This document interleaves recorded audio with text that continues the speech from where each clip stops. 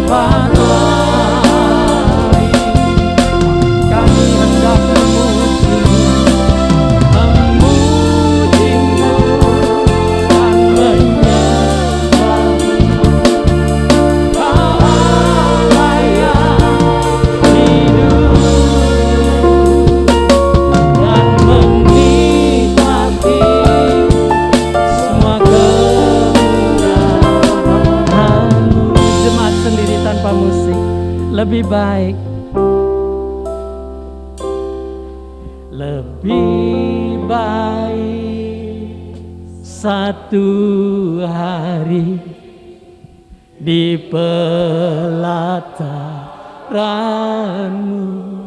Amin, haleluya. Daripada 1000 hari di tempat lain, memuji-Mu, menyembah-Mu, Kau Allah yang hidup,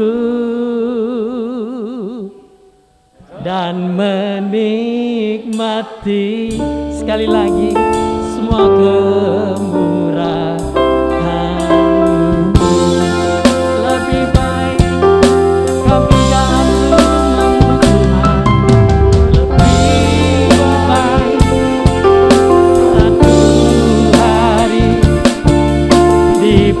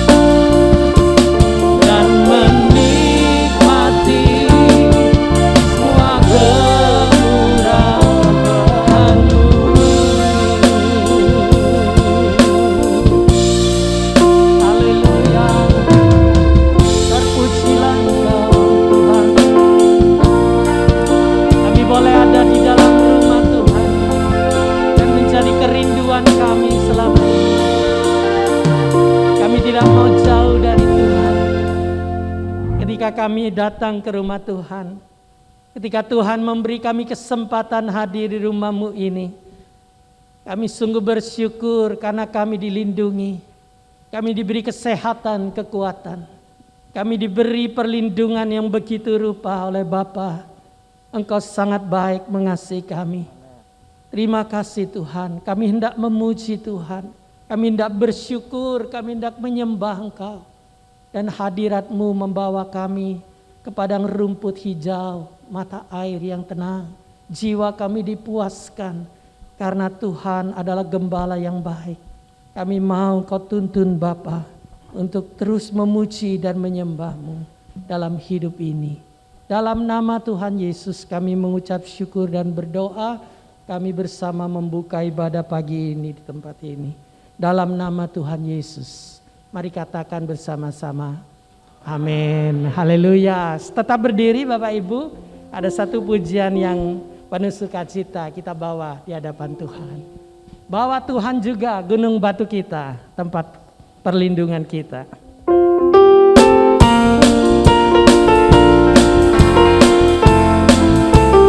Saya melihat banyak wajah-wajah yang bersukacita pagi hari ini.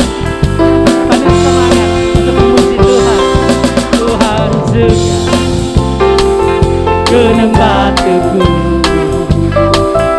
bahwa Tuhan juga kota benteng. Amin. Bahwa Tuhan juga penolongku, yaitu Allahku dan gunung batuku. Aku percaya akan Dia perlindungan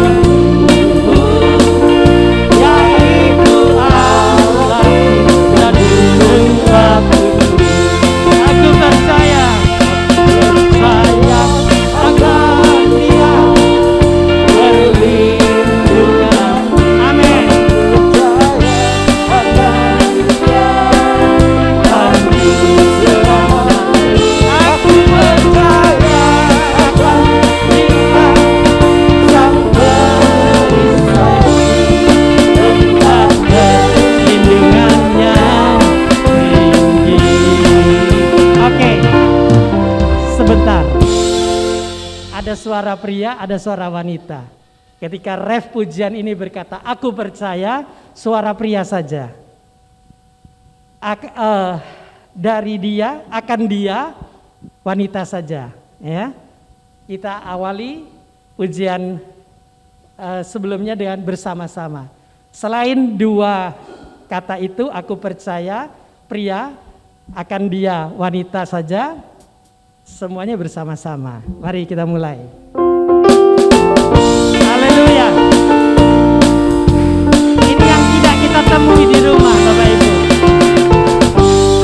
Memuji Tuhan dengan sukacita bersama-sama. Bahwa Tuhan juga gunung batu. Amin. Bahwa Tuhan juga kota benteng kita. Haleluya. Oh, bahwa Tuhan juga menolongku, yaitu Allahku dan gunung batu. Yuk kita mulai bersama-sama. Aku percaya, amin, perlindunganku. Aku percaya,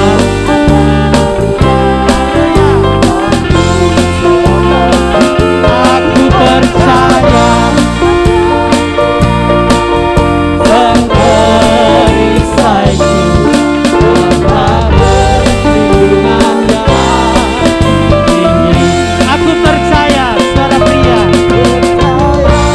akan perlindunganku. Aku percaya, Tuhanku selamatku. Aku percaya, Sang perisaiku, tempat perlindungannya. Saya ingin dengar tanpa musik. Aku percaya, aku percaya akan dia, oh yes, perlindunganku. Aku percaya, akan dia, haleluya, selamatku. Aku percaya, akan dia, amin.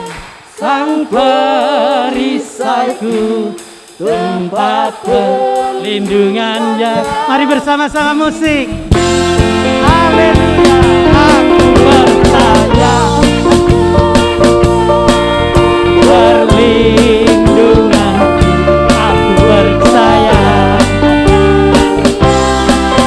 Tuhanku selamatku.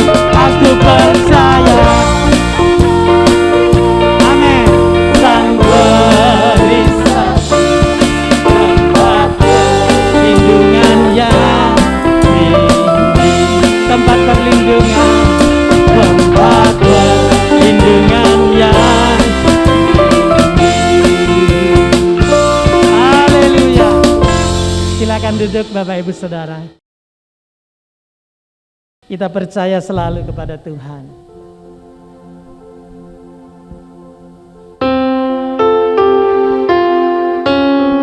Segala rencananya indah dalam hidup ini. Dia menghendaki kebaikan bagi setiap anak-anaknya.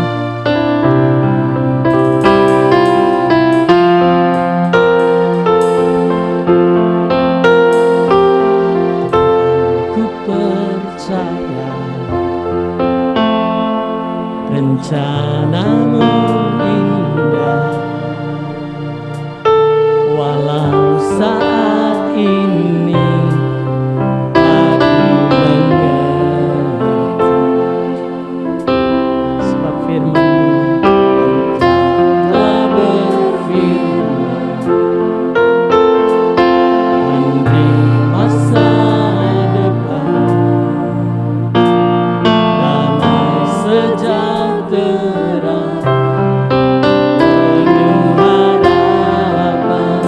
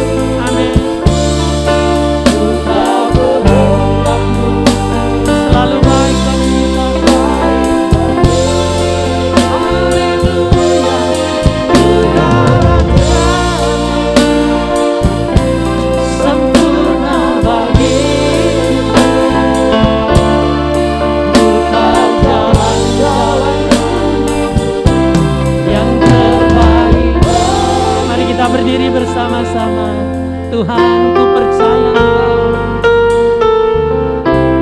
Siapkan hati untuk firman Tuhan.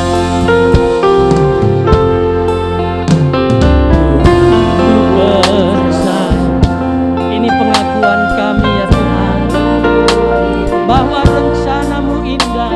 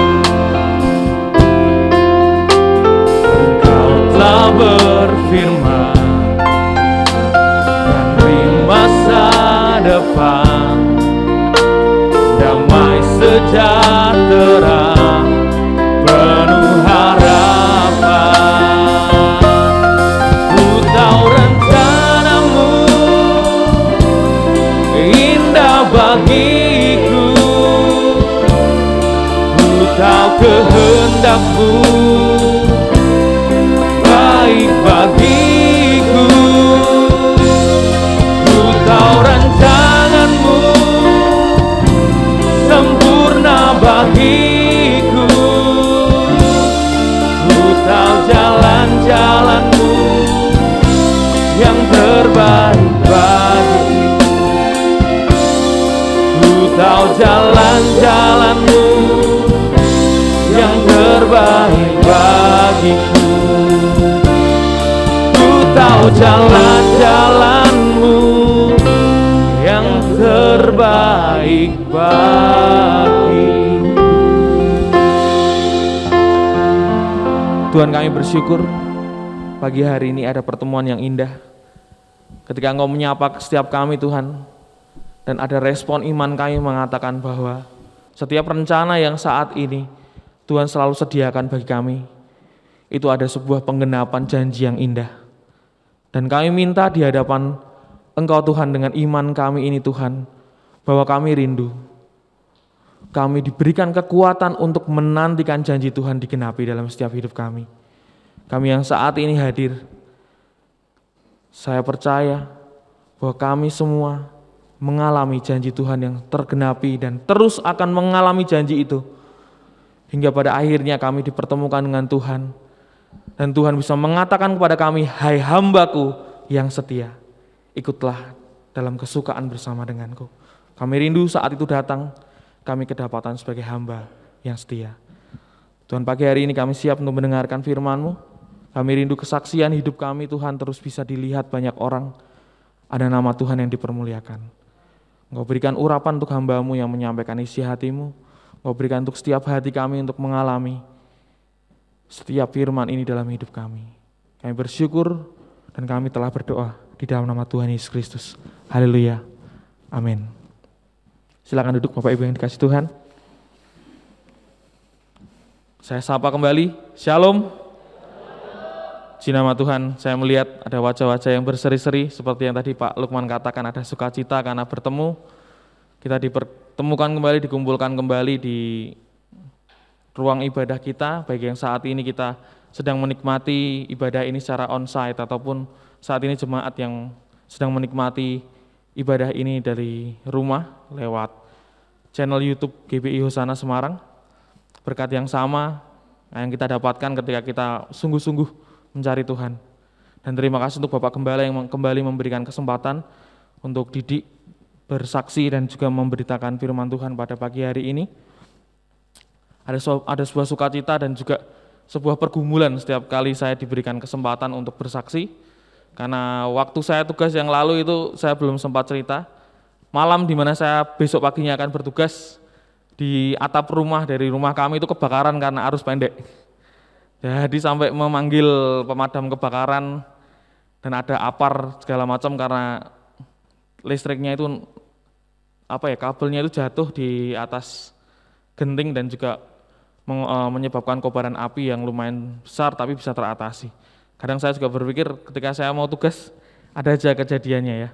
Dan pada tugas kali ini saya juga bersaksi mempersiapkannya dengan cukup menguras energi dan pikiran karena 3 hari 3 malam dan beberapa waktu ada dangdutan di dekat rumah saya, ada hajatan dan saya tetap berdoa Tuhan kasih saya persiapan untuk bisa membagikan isi hati Tuhan. Dan sebelum saya mulai, ada sebuah kesaksian video yang saya tonton ketika saya mempersiapkan hal ini. Ini bercerita tentang anak yang bertanya kepada ayahnya. Video ini ditayangkan di channel YouTube-nya Daniel Mananta, dan ini begitu menggelitik hati saya. Seorang anak tersebut bertanya kepada bapaknya, "Pah, Tuhan itu sebesar apa sih?" "Oh iya, coba. Waktu itu ada kebetulan ada pesawat lewat, dikatakan di video itu, kamu lihat itu pesawatnya, besar apa kecil?" "Ya kecil." Dilihat, melongo sampai awan-awannya itu hilang. Anaknya terus mengatakan, "Pesawatnya kecil, Pak. Oke, kalau itu ikut Papa. Kita ke bandara." Ke bandara ini, jebret. Lihat, dari dekat ataupun akan melakukan perjalanan kita lihat pesawatnya sedang diparkir istilahnya. Besar enggak pesawatnya? Besar sekali, Pak. Nah, dari hal ini saya merenungkan ada sebuah prinsip yang cukup menarik dalam kehidupan kita. Seringkali kita melihat Tuhan itu dari sudut pandang kita. Tuhan mau seberapa besar, seberapa kecil, seringkali kita terjebak dalam sebuah prinsip Tuhan itu dekat saat kita mau mendekat atau terasa jauh saat kita jauh. Dan hari-hari ini ketika kita menikmati firman tentang Immanuel ini memperbaharui sebuah pemikiran saya bahwa ini berbicara bukan tentang sebab akibat Tuhan dekat ataupun jauh, itu bukan karena kitanya. Bukan karena kita melihatnya dari bawah, kita melihat ke langit kayaknya jauh sekali.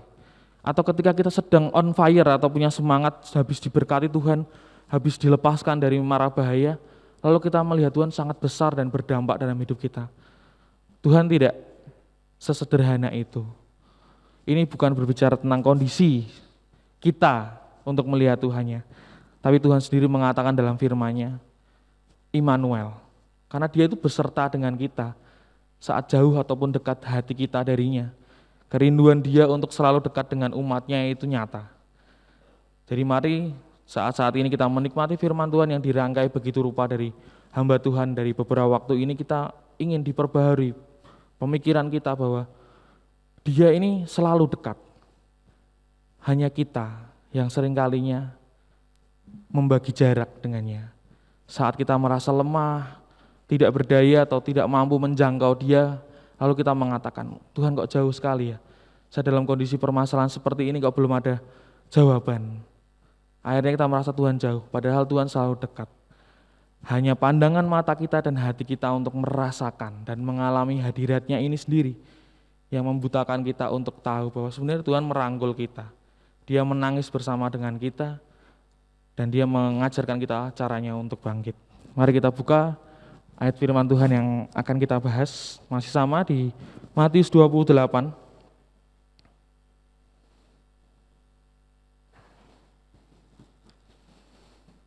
Tentang amanat agung ya, perintah untuk memberitakan Injil, Matius 28 ayat 16 sampai 20.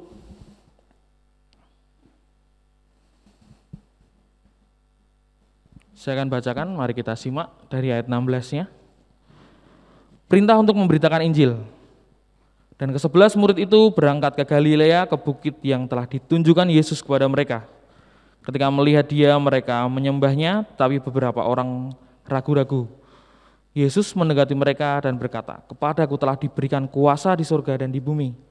Karena itu pergilah, jadikanlah semua bangsa muridku dan baptislah mereka dalam nama Bapa dan Anak dan Roh Kudus, dan ajarlah mereka melakukan segala sesuatu yang telah kuperintahkan kepadamu. Dan ketahuilah aku menyertai kamu senantiasa sampai kepada akhir zaman." Dari beberapa khotbah yang saya simak dari hamba-hamba Tuhan yang lalu, dari Pak Hosea yang mengatakan, wah ini dekat dengan Tuhan tapi kok masih ada yang ragu. Ini sering kali kita temui juga, atau beberapa waktu yang lalu ketika saya bertugas dan juga Pak Lukman juga bertugas, ada sebuah rema yang Tuhan berikan pada saya bahwa kedekatan, tadi ketika bilang kedekatan dengan Tuhan itu, Tuhan sendiri sampai memberikan kita sebuah hak untuk mengucapkan, aku ini Bapak. Karena saya sekarang sudah menjadi Bapak. Dia membahasakan pribadinya, saya ini adalah Bapak. Bapak itu kan sosok seorang yang bisa diandalkan, yang kamu tidak perlu ragu. Karena saya sekarang sudah punya anak saya tidak perlu takut, besok harus jajan apa, besok harus sekolah bayarnya seperti apa. Itu yang tidak perlu diragukan dari sosok seorang Bapak. Dan itu diberikan sebuah titel untuk kita sendiri mengatakan, panggil aku Bapak.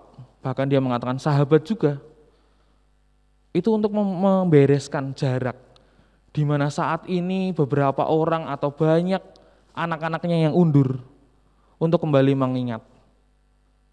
Kita ini anak yang membutuhkan sebuah kedekatan dengan Bapak. Karena orang-orang yang dekat dengan Bapak, melihat teladan Bapak dan mengerjakan isi hati Bapak, dia akan tumbuh, meneladani dan jadi hidup seperti Bapaknya. Dan ini adalah sebuah realita yang sering terjadi. Hari-hari ini tidak semakin mudah. Beberapa di antara kita sudah pernah berjuang hidup dan mati di saat pandemi seperti ini, baik dari segi pekerjaan, kesehatan, atau problematika hidup lain. Hari-hari ini tidak semakin mudah. Bahkan dari kesaksian Pak Hosea yang minggu lalu, mau memberitakan firman Tuhan aja ke bank, buka pintu mobil harus mengalami kepeokannya, bagian pintunya. Karena Tuhan seringkali ingin melihat seberapa tangguh dan berkomitmennya kita untuk dilihat isi hatinya dan kualitasnya. Karena yang Tuhan perhatikan yang lebih berharga dari harta di dunia ini adalah hati kita pada Dia. Dan ini membawa kita untuk menyadari bahwa Tuhan beserta kita atau Allah menyertai kita ini berbicara tentang subjeknya adalah Tuhannya. Bukan seberapa siap kita disertainya. Tapi Dia sudah memberikan sebuah janji dan selalu tergenapi dari masa ke masa bahwa Dia bersama.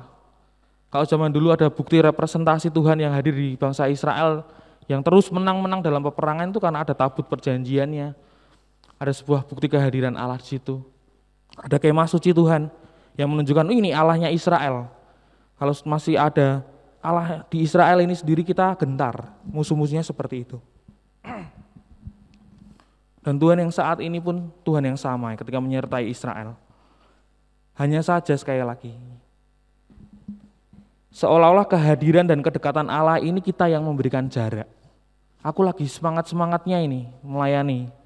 Jadi Tuhan begitu dekat sampai mungkin untuk mau keluar dari rumah berdoa, Tuhan benarkah isi hatimu kalau saya harus keluar belanja di saat pandemi seperti ini, sampai tanyanya sampai seperti itu. Tapi ketika kita sedang menyerah dalam kehidupan kita dan menjalani banyak hal yang membuat hati kita berduka, seakan Dia begitu berjarak jauh sekali. Dan siapa yang men-setting jarak ini? Padahal Dia sendiri sudah menganggap dan melantik kita sebagai anaknya. Kita yang masih punya orang tua atau bapak atau ibu, pasti rasanya tahu bahwa orang tua tidak akan menjaga jarak dari anaknya. Kapanpun anaknya mau pulang walaupun dia sudah punya rumah sendiri, saya seringkali sama mama saya datang hanya untuk makan Indomie. Untuk menyatakan apa? Adanya kerinduan bahwa saya tuh bisa pulang kapan saja. Saya bisa sedekat apapun dengan orang tua saya walaupun saya sudah punya generasi berikutnya. Selalu jadi anak. Anak kan selalu menjadi anak. Dan ini yang membuat orang tua juga tahu, selamanya walaupun kamu sudah besar, kamu akan tetap punya relasi yang dekat karena saya ini yang membesarkan kamu dan saya ingin terus melihat perkembangan kamu. Tuhan pun juga ingin merasakan hal seperti itu. Untuk melihat dan memantau jatuh bangunnya kita, dia hargai. Dia bukan pribadi yang bergembira saja ketika kita sedang dalam kondisi dekat dengan dia. Dia tentunya bersukacita, Tuhan bersukacita, bersorak-sorai karena kita rindu untuk dekat dengan dia, berdiam di dalam bait-Nya. Tapi dia juga menghargai ketika hati kita hancur dalam pergumulan. Berusaha sedekat apapun. Oleh karena itu Tuhan Yesus turunkan Roh Kudus sebagai penolong untuk mengingatkan kita kembali bahwa kamu tidak sendirian untuk mendekat dengan saya itu, kamu tidak sendirian. Ada Rohku yang ada di dalam kamu yang akan membuat kita seperti magnet yang tidak akan bisa menjauh. Makanya Tuhan punya sebuah hak dan kekuatan untuk menarik kita kembali sedalam apapun kita jatuh. Ini menguatkan kita bahwa Allah Immanuel atau Allah beserta dengan kita itu berbicara tentang powernya, kuasanya Tuhan. Yang dia katakan di ayat 18, Yesus mendekati mereka dan berkata, kepadaku itu telah diberikan segala kuasa. Hanya untuk membuat kamu bertobat dan tidak berbuat dosa lagi itu hal yang mudah. Tapi Tuhan menghargai hati dan kehendak kita untuk bergumul, untuk terus dekat dengan dia. Dia bukan pribadi yang men-setting kita seperti robot yang mau nggak mau, bisa nggak bisa kamu harus menaati perintahku. Tapi dia memberikan sebuah ruang untuk kita bertumbuh, mengalami pengenalan akan dia. Jatuh bangunnya kita untuk belajar taat pada dia, itu Tuhan sangat memperhatikan. Tuhan tetap selalu dekat, hanya kita yang menjauh. Dan dalam sebuah frasa-frasa yang dituliskan itu yang tersesat itu selalunya domba, bukan gembala. Oleh karena itu, jarak yang sedang kita bangun saat kita sedang jauh dengan Tuhan itu, Tuhan mau singkirkan. Karena domba tersebut, domba adalah hewan yang dungu istilahnya. Ada yang mengatakan domba itu punya pendengaran yang kurang bagus, sehingga kadang kalau gembalanya berseru mengenal suara gembalanya itu sendiri, dia sering kadangkala terbiaskan suaranya sehingga tersesat sendiri. Yang seringnya menjauh dan tersesat itu kita. Tapi dia begitu telaten sebagai gembala untuk mencari kita yang hilang. Dan kita yang saat ini dipertemukan kembali dalam sebuah kondisi untuk mulai membangun relasi lagi dengan Tuhan, kita mau percaya bahwa ini cara Tuhan untuk menunjukkan kuasanya bahwa dia melihat kita begitu berharga. Sekalipun saat ini kita sedang melihat diri kita sedang jatuh di musim pandemi yang tidak menentu ini. Tapi Tuhan tidak mempedulikan hal itu. Dia mempedulikan citra diri kita bahwa kamu ini anakku. Selusuh sekotor apapun kamu ini, kamu masih dan akan tetap selalu saya sebut anak. Dan kuasa dari saya pun akan terus mengalir pada anak-anaknya. Asal satu, asal kamu sadar kamu ini anak. Dan kamu tuh punya sebuah warisan untuk mengalami kebenaran-kebenaran Allah yang dimerdekakan di hidup kita. Mari kita buka di Nehemia, kita lihat bentuk pengalaman. Karena Immanuel ini kalau saya mengatakan di subtema yang diberikan pada saya, mengalami penyertaan Tuhan. Tuhan ingin tidak hanya kita tahu, kita semua tahu kalau kita ini disertai Tuhan. Kita tahu. Kalau saya tanya satu persatu, tahu enggak kalau disertai Tuhan? Pasti jawabnya tahu. Tapi Tuhan tidak ingin kita berhenti hanya di kata tahu bahwa Tuhan menyertai. Tapi Tuhan di sini ingin mengatakan pada setiap kita, Dia ingin kita mengalami penyertaan Tuhan. Dan mari kita lihat di Perjanjian Lama di Nehemia 9 ayat 19. Kita lihat bagaimana penyertaan atau pengalaman-pengalaman bangsa Israel untuk diperlihatkan bagaimana Tuhan menyertai mereka. Nehemia 9 ayat 19 sampai ayat ke-21 saya bacakan. Engkau tidak meninggalkan mereka di padang gurun, karena kasih sayangmu yang besar, tiang awan tidak berpindah dari atas mereka pada siang hari untuk memimpin mereka pada perjalanan. Begitu juga tiang api pada malam hari untuk menerangi jalan yang mereka lalui. Dan engkau memberikan kepada mereka rohmu yang baik untuk mengajar mereka, juga manamu tidak kau tahan dari mulut mereka, dan engkau memberikan air kepada mereka untuk melepaskan dahaga. 40 tahun lamanya engkau memberikan mereka makan di padang gurun. Mereka tidak berkekurangan pakaian, mereka tidak rusak dan kaki mereka tidak bengkak. Ada beberapa orang yang mengatakan enak hidup di zaman perjanjian lama atau zaman masih ada Tuhan Yesus secara fisik untuk dilihat. Karena kita tidak ragu, oh itu ada Tuhan, oh ada tiang api, berarti ada kehadiran Tuhan, ada tiang awan, ada kehadiran Tuhan. Bahkan mana yang setiap pagi harus kita makan, jadi kita nggak berkekurangan. Ada orang yang berkata, wah enak sekali, Tuhan bisa dilihat sampai seperti itu. Nah, sebenarnya dalam kondisi sekarang pun, kita pun bisa merasakan hal seperti itu. Hak yang sama. Cuma kadang kita kebingungan sekali lagi. Kebingungan karena fokus kita bukan untuk dekat dengan Tuhannya, tapi menyelesaikan masalah hidup kita. Sehingga ketika kita dikatakan, ayo beribadah, ayo luangkan waktu untuk berdoa, ayo luangkan waktu untuk dekat dengan Tuhan dalam sebuah kegiatan-kegiatan komunitas di gereja ataupun di luar sana untuk mendalami Alkitab, kita masih merasa, sebentar saya masih ada hal yang perlu saya bereskan dan segala macam. Mari hari ini kita diingatkan kembali bahwa sekali lagi Immanuel, Tuhan beserta dengan kita. Ayat ini datang atau muncul ketika Yusuf itu sedang bingung galau. Beberapa waktu yang lalu dikatakan mencintai seseorang yang dia cintai begitu rupa, yaitu Maria, tapi terdengar kabar bahwa dia hamil. Dia sangat mencintainya, dia tidak ingin mempermalukan Maria, dia mau diam-diam pergi istilahnya. Tapi malaikat Tuhan bilang, jangan, kamu harus menamai dia loh. Memberikan nama kalau seorang bapak itu kan artinya mengakui bahwa ini juga salah satu karya Tuhan yang akan dijanjikan ke dalam kehidupan Yusuf, sang anak Daud. Kamu terlibat loh Yusuf untuk karya penebusan yang luar biasa. Namamu tuh akan dicatat sebagai pribadi yang taat.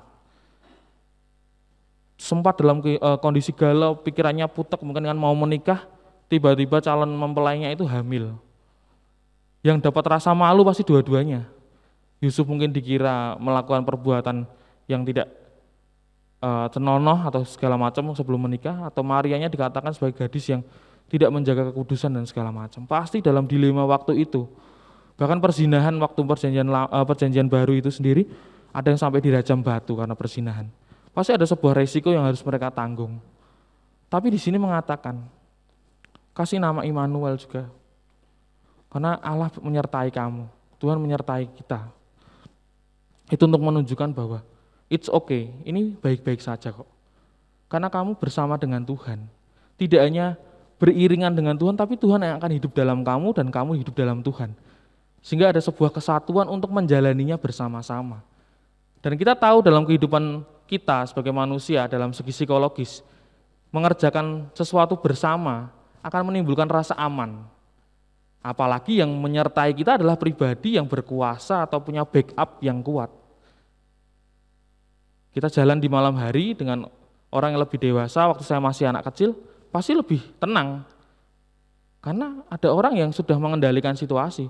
Nanti kalau sewaktu-waktu ada tikus atau kecoa, saya waktu anak kecil, takut, wah, ternyata orang tua saya lebih berani, jadi saya lebih aman. Atau jalan malam-malam, dikawal oleh polisi, nggak akan takut dibegal. Bersama dengan polisi atau bersama dengan aparat, pasti ada sebuah keamanan. Nah, ini sendiri Tuhan mengatakan, kamu bimbang, ragu, takut, jangan takut, Tuhan menyertai kok. Apakah hal ini kurang cukup untuk mengatakan bahwa saat ini kita sedang berjalan dengan Tuhan? Hidupnya di dalam Tuhan dan Tuhan hidup dalam kita. Rohnya yang Dia berikan kepada kita membuat kita tidak perlu takut dengan roh di dunia ini. Roh yang melemahkan, roh yang membuat kita putus harapan, atau mungkin yang paling ekstrim, kita tidak akan takut kerasukan istilahnya. Walaupun dalam kondisi banyak situasi yang mencekam. Karena ada roh Tuhan yang sudah ada di sini, yang menyertai kita untuk berjalan dengan Dia. Yang memampukan kita ketika kita dikatakan pergilah. Jadikan semua bangsa muridku. Itu ada Tuhannya di dalamnya. Dia tidak lepas tangan. Dia bukan pribadi yang dia menyuruh tinggal terima beres laporan, tidak. Dia bersama-sama untuk mengajak kita dalam satu kesatuan untuk mengerjakan panggilannya. Dan ini terbukti ketika bangsa Israel mengalami hal itu. Kakinya 40 tahun berjalan tidak bengkak. Enggak kekurangan makanan karena Tuhan sudah sediakan. Enggak kepanasan, enggak kehujanan. Tapi masih saja ketika dalam pengiringan mereka mengikut Tuhan, ada hal-hal yang mendukakan Tuhan. Ada 3 hal yang membuat kita bisa mengalami penyertaan Tuhan. Mengalami penyertaan Tuhan ada 3 hal yang saya catat dari Matius 28 ini. Yang pertama, selalu mengutamakan kepentingan Tuhan di atas kepentingan pribadi. Kalau di sini katakan ketika Tuhan sebelum mengatakan aku menyertai engkau, ada sebuah kepentingan Tuhan bahwa pergilah, jadikanlah semua bangsa muridku dan baptislah mereka. Ada sebuah kepentingan Tuhan untuk menjangkau jiwa-jiwa yang belum dijangkau oleh Tuhan saat masa pelayanan aktif di dunia. 3,5 tahun waktu yang cukup singkat, tapi berdampak. Sampai sekarang kita mengenal Tuhan, kita sebagai Tuhan Yesus yang kuat, padahal pelayanannya dia 3,5 tahun. Saya pelayanan dari kecil sampai dewasa, mungkin memuridkan orang tuh baru beberapa gelintir. Tapi ini Tuhan Yesus sampai bisa kita kenal sampai detik ini. Kuasanya luar biasa, menyelamatkan, memerdekakan kita. Ada kepentingan Tuhan yang didahulukan di atas kepentingan pribadi. Kalau Tuhan menginginkan ada kepentingan dia untuk membuat semua orang merasakan kasih setia Tuhan lewat hidup kita, lewat pemberitaan firman kita, lakukan. Maka kamu akan mengalami penyertaan Tuhan. Mengalami itu kan berbicara tentang realita, bukan sebuah omongan atau iman bentuk prinsip saja. Tapi penyertaan Tuhan ini berdasarkan dari realita kita bersama dengan Dia. Di sini pasti mengalami semua. Dan bagaimana terus mengalami dan tidak jatuh? Tadi, ingat kembali bahwa ketika kita memprioritaskan kepentingan Tuhan, yaitu menjadikan jiwa-jiwa yang dikasihinya sebagai hal yang utama, tidak perlu khawatir, Tuhan tidak menjamin hidup kita. Karena Tuhan begitu mengasihi manusia, ketika kita mengasihi sesuatu yang dikasihi Tuhan, kita tidak perlu memusingkan tentang kehidupan kita, karena kita sedang mengerjakan apa yang Dia sukai. Yang kedua, memiliki ketaatan untuk mengerjakan tugas itu. Karena berbicara tentang tugas mingguan, 1 minggu sekali itu mudah. Tapi mengerjakan tugas panggilan seumur hidup itu bukan perkara mudah. Saya yakin hamba-hamba Tuhan yang saat ini bergumul dan melayani Tuhan sampai puluhan tahun, ada jatuh bangunnya, ada saat dimana ingin menyerah. Saya enggak layak Tuhan, saya enggak bisa ini. Tapi karena ada sebuah ketaatan untuk dipanggil, ada sebuah kerinduan lagi untuk mengingat bahwa Tuhan begitu baik, maka hamba-hamba Tuhan itu tetap berjalan dalam ketaatannya. Walaupun itu berat, walaupun ada rasa malu, walaupun ada rasa takut dan khawatir. Jangan-jangan nanti saya tidak bisa mengerjakan apa yang saya katakan, saya takut akhirnya undur, tidak. Karena ketaatan itu membawa kita kembali lagi, mengingat bahwa yang terpenting dalam hidup kita itu mengerjakan isi hatinya, yang itu mendatangkan damai sejahtera dan kekuatan pemeliharaan. Dan yang terakhir, untuk mengalami penyertaan Tuhan berdasarkan dari Matius ini sendiri, selain yang pertama mengutamakan kepentingan Tuhan, yang kedua memiliki ketaatan untuk mengerjakannya, yang ketiga yang paling penting, kalau ingin mengalami penyertaan Tuhan dalam hidup kita, kita harus berani berbicara tentang kebenaran.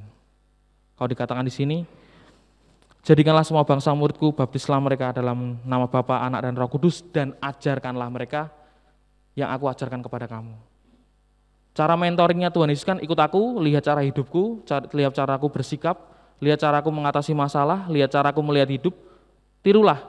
Kamu udah lihat selama 3,5 tahun, kerjakan itu pada orang-orang lain. Beberapa di antara kita mungkin takut menegur, takut membawa isi kebenaran firman Tuhan dalam hidup kita, karena merasa tidak layak. Tapi hari ini Tuhan mau menguatkan kita, kita semua dilayakkan untuk mengatakan bahwa Tuhan baik.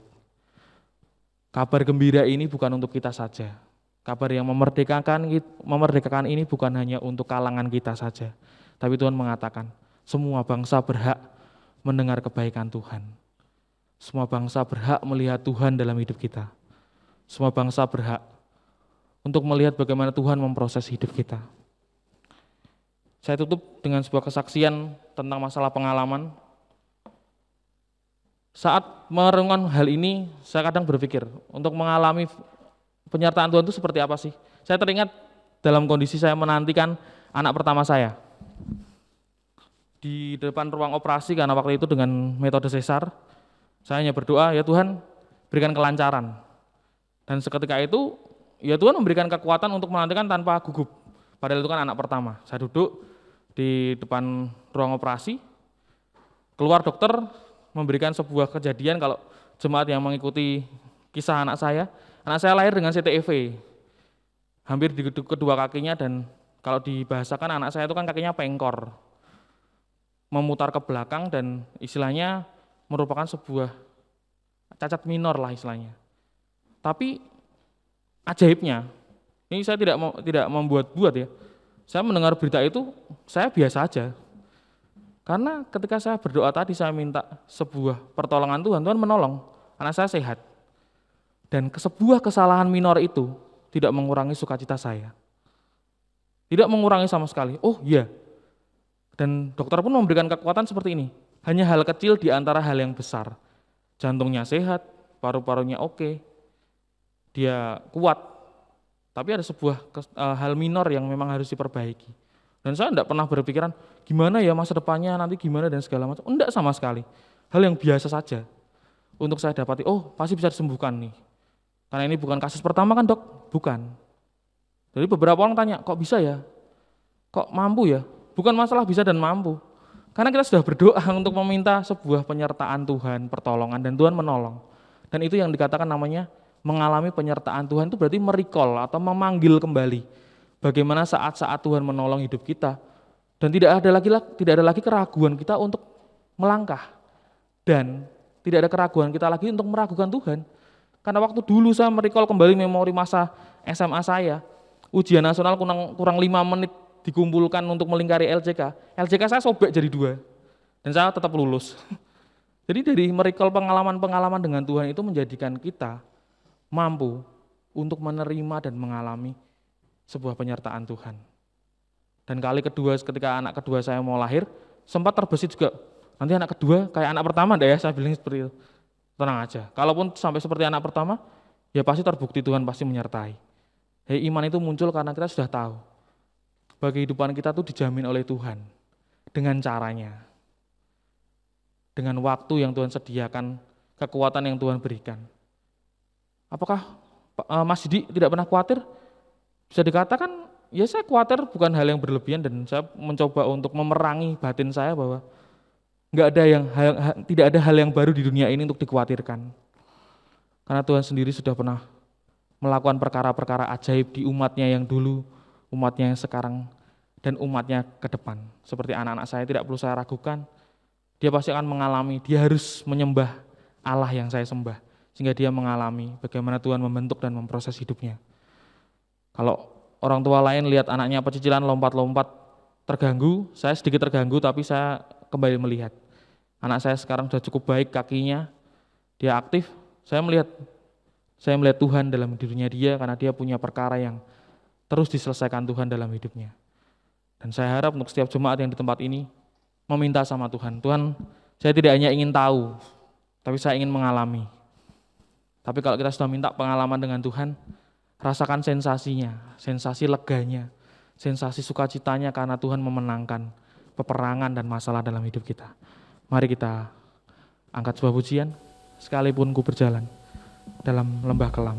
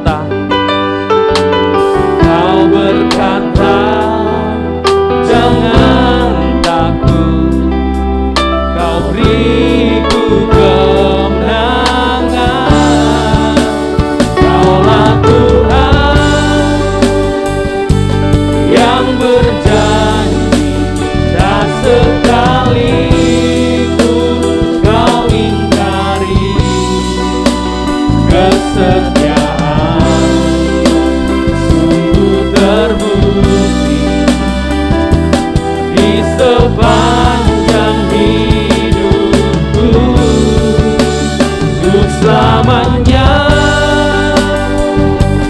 ku kan setia melayani, mengasihimu. Tiada Tuhan sepertimu, Yesus, Kau Allahku yang setia. Sekali lagi kita katakan, sekalipun ku berjalan. Mari kita berdiri.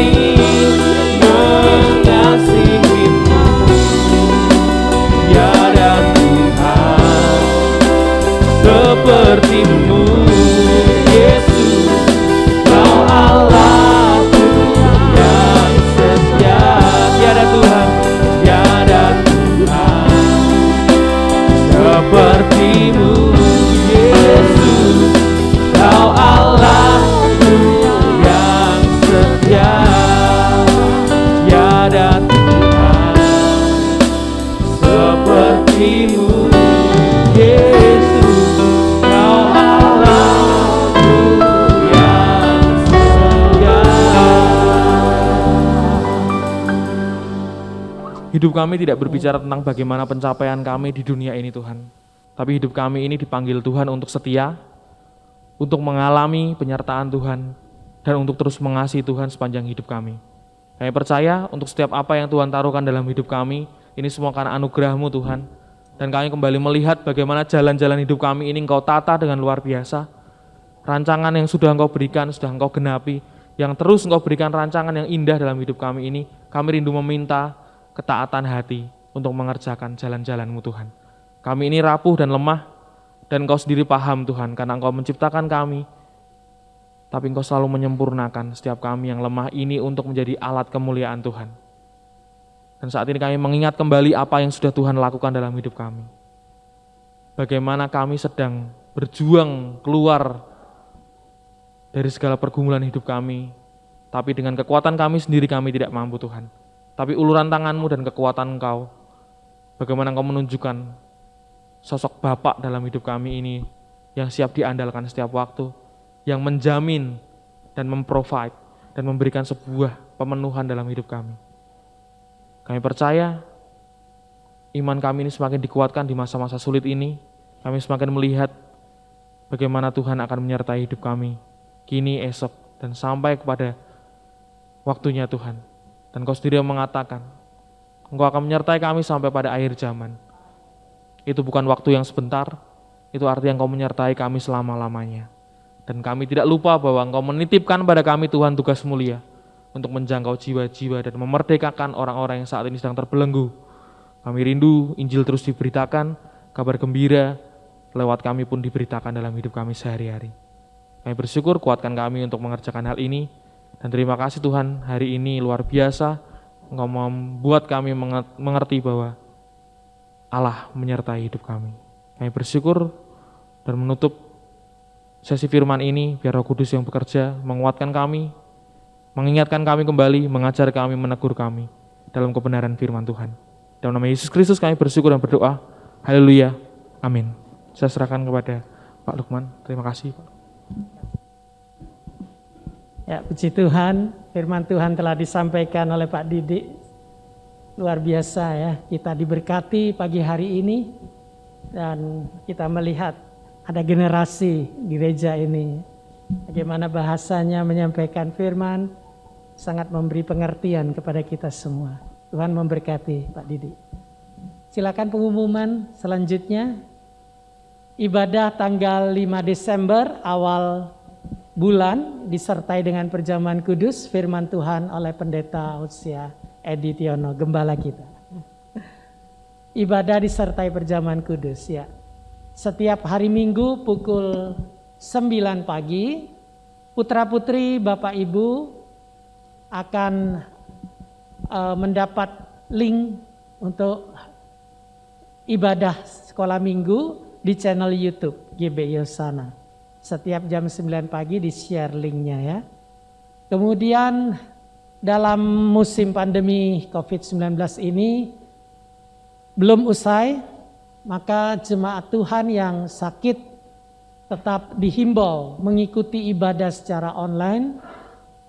Kemudian setiap hari Minggu pukul 18 melalui channel YouTube GBI Hosana Semarang menyiarkan secara online ya. Ya, baik, yang lain pengumuman yang lain berdasarkan hasil rapat guru sekolah minggu dan Bapak Gembala, maka ibadah sekolah minggu mulai tanggal 5 Desember 2021 akan mulai dibuka atau dilaksanakan secara offline, ya onsite atau offline. Di ruang sekolah minggu mulai pukul 7 sampai 8 pagi dengan prokes ketat, protokol kesehatan. Dan untuk orang tua tidak diperkenankan menunggu anak di dalam ruang ibadah. Jadi khusus ibadahnya saja ya. Kalau menunggu di ruang ibadah itu tidak baik, jadi tidak diperkenan. Ya, minggu depan tidak ada latihan KUR. Jadi latihan KUR hanya minggu ini. Ada rapat Natal juga. Panitia Natal diharap mempersiapkan diri untuk tanggal 5 Desember, minggu depan ya. Gereja menyediakan amplop Natal bagi jemaat yang ingin memberikan persembahan untuk mendukung acara Natal dan tutup tahun 2021. Amplop Natal sudah disiapkan ya. Kemudian persembahan bisa ditransfer melalui bank tahapan BCA atas nama Suprianto. Nomor AC-nya silakan Bapak Ibu catat. Lebih lanjut bisa disampaikan ke Ibu Lindasari, juga bisa ke toko Dinar Stationery Jalan Krakatau Raya. Juga disediakan kotak persembahan di pintu keluar gereja. Sebelum pulang pastikan jemaat membersihkan tangan dahulu dengan hand sanitizer yang sudah disediakan. Ada petugas dari remaja. Kemudian jemaat tetap jaga jarak Jemaat keluar lewat pintu utama dimulai dari deret bangku pertama hingga terakhir. Yang terdepan lebih dulu. Selama di mobil pengantar pulang, tolong masker jangan dibuka dan pastikan Bapak Ibu tidak tertular virus corona selama beribadah di gereja. Saya serahkan pada Bapak Gembala.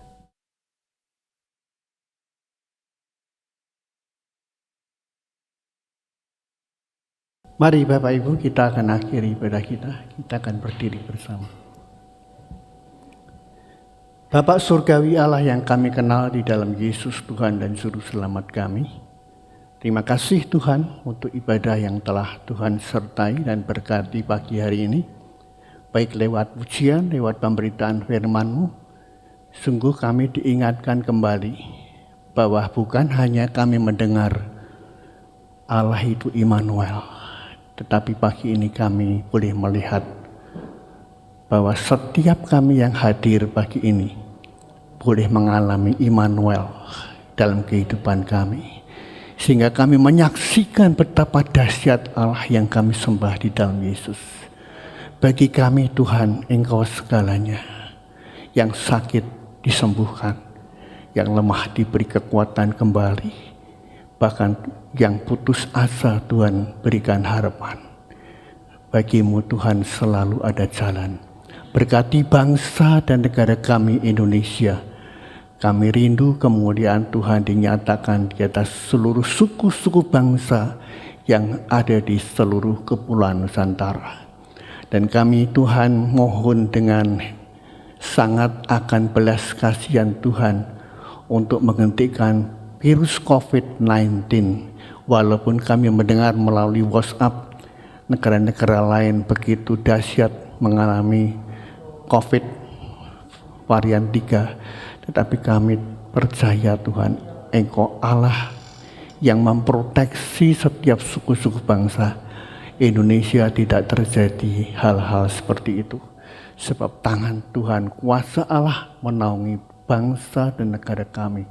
Kami sangat yakin dan percaya Engkau Allah yang hidup, Allah yang menyertai kami. Sekarang Bapak Ibu, kita angkat kedua tangan kita, pulanglah dalam damai sejahtera Allah, kasih Allah Bapa, pengorbanan Yesus Kristus Tuhan di Golgota untuk menebus melayakkan kita menjadi anak-anak-Nya dalam dimensi waktu tanpa batas.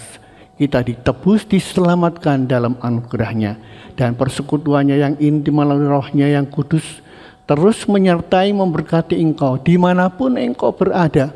Segenap aktivitas usahamu disertai dan diberkati Tuhan.